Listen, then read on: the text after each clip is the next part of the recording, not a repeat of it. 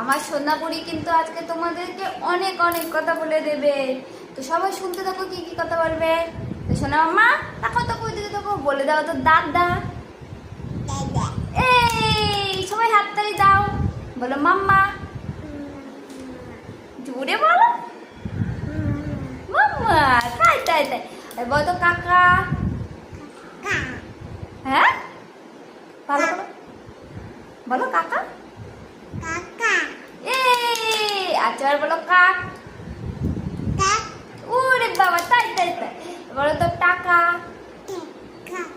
ওরে বাবা, তাই তাই তাই, এবার বলো তো টাটা।